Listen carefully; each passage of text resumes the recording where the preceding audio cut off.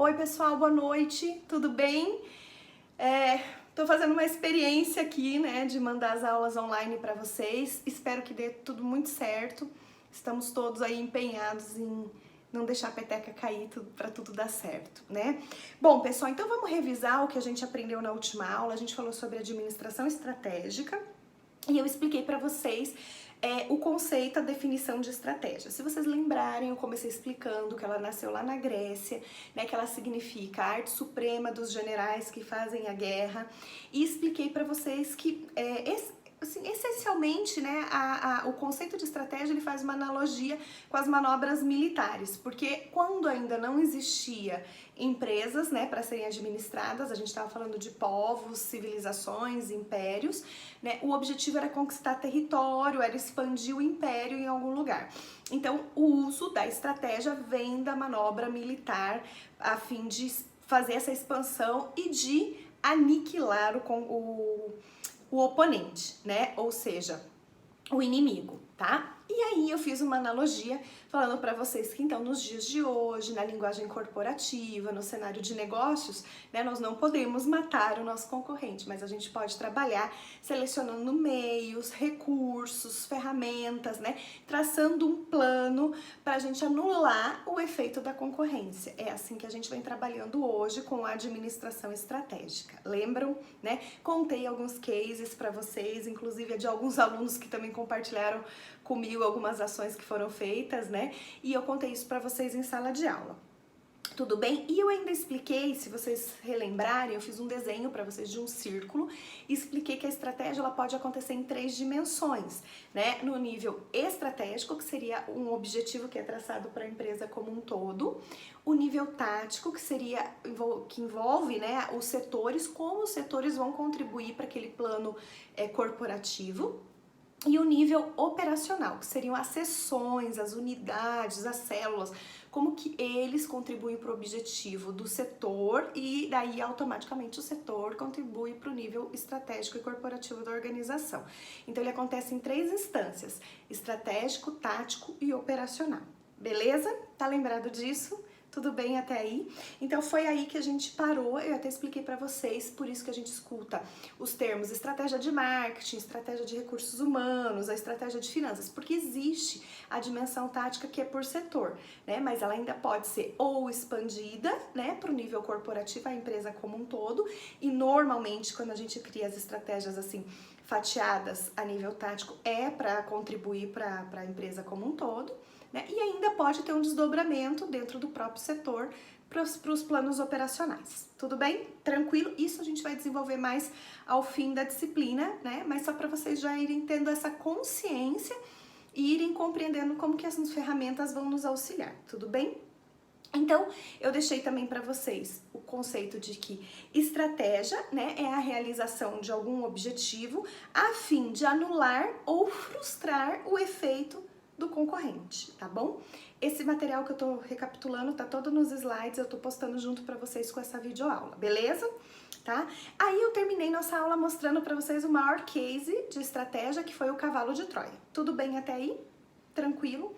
Ótimo. Então, quando a gente dá continuidade aqui nos nossos slides, vocês vão ver que vocês vão encontrar um slide escrito contribuições. Então lá está escrito assim, ó, que o planejamento estratégico, ou seja, a administração estratégica, porque a gente ainda está nessa esfera, né? O planejamento seria a operacionalização da teoria, mas tratando de administração estratégica, ela é uma ferramenta que auxilia na forma de pensar no futuro, integrada no processo decisório. Todas as vezes que a gente né, para pensar a empresa, automaticamente a gente cria essa visão de futuro, né? A gente não se preocupa só com o hoje. E a gente pode trabalhar essa visão de futuro de formas diferentes. Existem linhas do tempo para a gente trabalhar. Então, planejamento a curto, médio e longo prazo. Tá?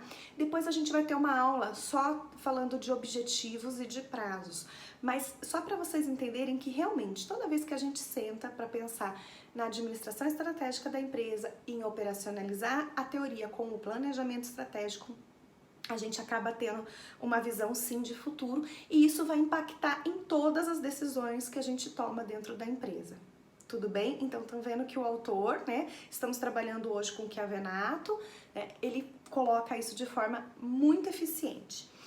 Outra coisa que o autor nos propõe aqui é que é um procedimento formalizado e articulador de resultados. Por que ele usa esse termo, um procedimento formalizado? Eu acho que eu até cheguei a comentar isso com vocês em sala, mas às vezes, quando a gente trabalha com os empresários e a gente pergunta, olha, você faz planejamento da sua empresa? Ele responde pra gente que sim, mas você pergunta, tá escrito isso? Você tem um plano, né, digitado? Ele fala, não, ó, tá tudo aqui. E quando tá aqui, não tá para todos os colaboradores, não tá claro. Às vezes o que você tem aqui não é o que a pessoa entendeu. Às vezes a forma que você se expressa para solicitar uma ação não é a forma correta que as pessoas vão ter a melhor compreensão do processo. Então, o fato de trabalhar com a administração estratégica pressupõe uma certa burocracia, né? Então, o que é essa burocracia? É escrever o plano estratégico. É você formalizar de uma maneira muito específica, né? Quem, quando, onde, como, né? Quanto custa para fazer aquela ação, aquela estratégia ser executada, ok? Tá? E ainda o Chiavenato diz aqui, que é uma programação de trabalho. Sim, todas as vezes, né, que a gente olha para o futuro, então vamos retomar os tópicos, olha para o futuro, faz essa formalidade, essa burocracia de escrever o plano, automaticamente a gente gera para as pessoas uma programação de trabalho. Então vocês estão vendo que são 3 contribuições básicas que a administração estratégica traz, mas muito importantes para que a gente realmente possa colocar em prática, né, essa teoria. A teoria não foi feita para ser só lida, compreendida. Ela foi feita para ser colocada em prática e para que as empresas possam tirar o melhor resultado disso. Então vejam que, né, gastar esse tempo, né, eu ia dizer perder, desculpa, né, não é perder, é gastar ou investir, melhor dizendo, esse tempo nesta burocracia pode te beneficiar e beneficiar a sua equipe de várias maneiras. E é isso que às vezes fica uma lacuna quando a gente está trabalhando com as equipes, com os empresários, né, fazendo o processo de gestão. Então essa é mais uma sequência que o autor nos propõe. Seguindo o material que está aí com você, ainda eu tenho lá alguns tópicos para debater contigo. Percepção de tendências que ocorrem no mercado. Olhei para o futuro, né? Fiz essa formalidade, fiz uma programação de trabalho. Óbvio, eu já tô tendo toda uma percepção de cenário. Vamos pegar o que está acontecendo. Hoje nós estamos aqui, ó, online, justamente por causa de uma contingência que a gente nunca imaginou que ia chegar nesse ponto. Já passamos por outras epidemias, estávamos no meio de uma epidemia de dengue, né? No nosso estado, no Brasil. E aí veio o coronavírus. Então, quer dizer, hoje, se a gente pegar todos os indicadores econômicos que foram mencionados, inclusive eu dei aula para vocês de cenário econômico, tudo aquilo que a gente viu há 10 dias atrás caiu por lei, né? Possivelmente o nosso PIB não vai atingir aqueles números, as expectativas que a gente tem não vão ser as mesmas. Ah, é um pessimismo? Não, não é uma questão de pessimismo, mas é uma questão de realidade. Né? Então a gente já começa a interpretar essas tendências de como o mercado deve se posicionar a partir daqui, né? A gente, de uma forma fácil, a gente já consegue perceber o quê? Mercado em retração. Não será um ano de recuperação. Mas como que a gente tem convicção de que a gente não está errando, ou que a gente, por exemplo, não vai produzir o suficiente e pode perder muita oportunidade? Pegando informação de qualidade, fonte segura e estudando esses cenários, né? Porque para sentar na mesa e falar de administração estratégica tem que estudar, né? Todos esses indicadores para a gente poder achar o melhor plano, a melhor saída, a melhor escolha para a empresa, tá? Outra coisa, então, automaticamente auxilia na tomada de decisão. É uma ferramenta fantástica para a tomada de decisão. Né? Ainda lá tá assim, ó, que eu coloquei para vocês nos slides. Visão mais alinhada para o processo de selecionar oportunidades. Né? Encomendas a serem atendidas, produtos a serem oferecidos. As oportunidades, elas estão no mercado. Nós vamos estudar juntos, né, logo na sequência, algumas formas de se analisar o mercado. A gente tem 2 ferramentas hoje. Uma chama-se SWOT, a outra chama-se PESTEL. Existem outras, claro, né? Mas dentro da nossa proposta pedagógica nós vamos estudar essas 2. Então a gente percebe o seguinte, que sempre que existe uma ameaça, existe uma oportunidade. Se você for hoje numa farmácia de manipulação, eles estão com o ápice das fórmulas, né? Vendendo o ápice das fórmulas. Por quê? Todo mundo está procurando remédio, né? Quem usa remédio controlado para estocar, álcool gel, nem se fale, né? E outros tantos negócios estão tendo a oportunidade de maior faturamento. Pode ser que depois isso não aconteça? Pode, mas eles têm que estar preparados para esse cenário. Então, por exemplo, quem hoje começou a postar, olha, eu estou vendendo álcool gel com o preço normal, sem aumento, sem exploração, já está ganhando até a simpatia do consumidor, porque é isso que as pessoas querem, empatia, né? Então, vejam, é uma forma de você analisar oportunidades, né? Todo cenário, sempre alguém tá chorando e alguém tá vendendo lenço, concordam?